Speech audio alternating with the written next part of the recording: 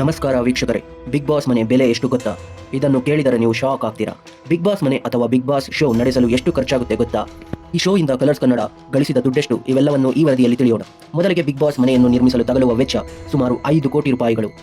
ಈ ಬಾರಿ ಅಲ್ಲಿನ ಒಳಾಂಗಣ ವಿನ್ಯಾಸಕ್ಕೆ ಹೆಚ್ಚು ಮಹತ್ವ ನೀಡಲಾಗಿದ್ದು, ಇಡೀ ಮನೆಯನ್ನು ಕರ್ನಾಟಕದ ಹಿರಿಮೆ ಸಾರುವಂತೆ ರಚಿಸಲಾಗಿದೆ. ಇದರಲ್ಲಿ ಹಲವಾರು ತಜ್ಞರು ಮತ್ತು ಹಲವಾರು ಇಂಜಿನಿಯರ್ಸ್ಗಳು ಕೆಲಸ ಮಾಡಿದ್ದಾರೆ.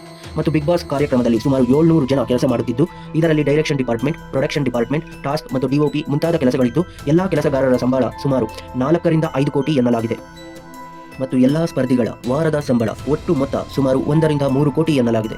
ಇನ್ನು ಬಿಗ್ ಬಾಸ್ ನಿರೂಪಕರಾದ ಸುದೀಪ್ ಅವರ ಸಂಭಾವನೆ 12 ರಿಂದ 18 ಕೋಟಿ ಎನ್ನಲಾಗಿದೆ. ಹಾಗಾದರೆ ಇಷ್ಟು ಖರ್ಚನ್ನು ವಾಹಿನಿಯು ಭರಿಸುವುದು ಹೇಗೆ ಗೊತ್ತಾ?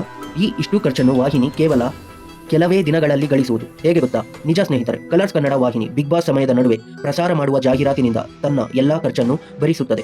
ವಾಹಿನಿಯಲ್ಲಿ ಪ್ರೈಮ್ ಟೈಮ್ ಅಂದರೆ 9 ರಿಂದ 10 ಗಂಟೆ ವೇಳೆಗೆ ಪ್ರಸಾರವಾಗುವ 1 ನಿಮಿಷದ ಜಾಹೀರಾತಿಗೆ ಸುಮಾರು 15 ರಿಂದ 60 ಲಕ್ಷ ರೂಪಾಯಿಗಳನ್ನು ಗಳಿಸುತ್ತದೆ. ಅದಲ್ಲದೆ ಟಿಆರ್ಪಿ ವಿಚಾರದಲ್ಲಿ ಚಾನಲ್ ಈ ಬಾರಿ ನಂಬರ್ 1 ಆಗಿದೆ. ಹಾಗಾಗಿ ಜಾಹೀರಾತಿನ ಮೊತ್ತ ಇನ್ನೂ ಹೆಚ್ಚಾಗಿರುತ್ತದೆ. ಕನಿಷ್ಠ 10 ಸೆಕೆಂಡ್ ಆಡ್ಗೆ 10 ಲಕ್ಷ ಅಂತಾದರೆ ಪ್ರೈಮ್ ಟೈಮ್ನಲ್ಲಿ ಪ್ರಸಾರವಾಗುವ ಪ್ರತಿ 2 ನಿಮಿಷದ ಆಡ್ಗೆ ಚಾನಲ್ 1 ಕೋಟಿ 20 ಲಕ್ಷ ಗಳಿಸುತ್ತದೆ. ಈ ಬಾರಿ ಅತಿ ಹೆಚ್ಚು ಟಿಆರ್ಪಿ ಬರಲು ಕಾರಣ ಗಿಲ್ಲಿ ನಟ ಎಂದು ಹೇಳುತ್ತಿದ್ದಾರೆ. ಇದರ ಬಗ್ಗೆ ನಿಮ್ಮ ಅಭಿಪ್ರಾಯವನ್ನು ಕಮೆಂಟ್ ಮಾಡಿ.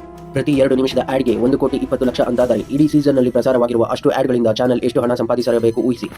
ಅದಲ್ಲದೆ ಬಿಗ್ ಬಾಸ್ ಮನೆಯೊಳಗೆ ತಮ್ಮ ಬ್ರ್ಯಾಂಡ್ನ ಲೋಗೋ ತೋರಿಸುವುದಕ್ಕಾಗಿ ಕಂಪನಿಗಳು ಅದಕ್ಕಿಂತ ಹೆಚ್ಚು ದುಡ್ಡನ್ನು ಚಾನಲ್ಗೆ ನೀಡಿರುತ್ತದೆ.